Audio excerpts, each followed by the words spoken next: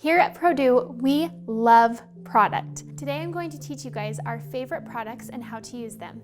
These products will be used when your hair is wet. These are great for heat styling.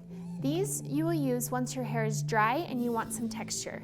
Here's some of our favorite hairsprays, and of course, dry shampoo.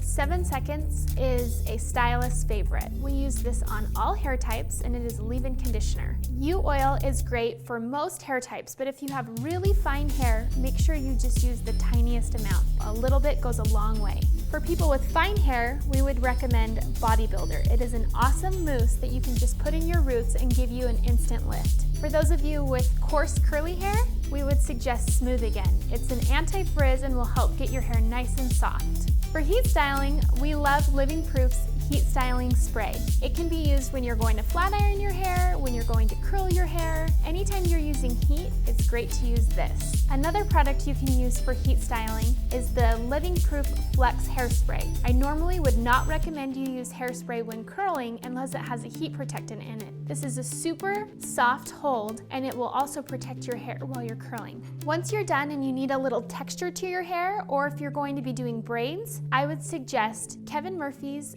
Do-Over Spray. It just gives a nice hold but gives you some texture, or Living Proof's Dry Volume. They're great to hold a little texture but not have too much hold, and you can still run your fingers through your hair. For hairspray, we love the Session Spray Flex for a softer hold, or Living Proof's Control Spray for a firmer hold. And last but not least, every woman's favorite product, our most favorite product of all, dry shampoo. Kevin Murphy's Fresh Hair and Living Proof's Dry Shampoo. Both of them are great and can be used on anywhere from day 2 to day 10.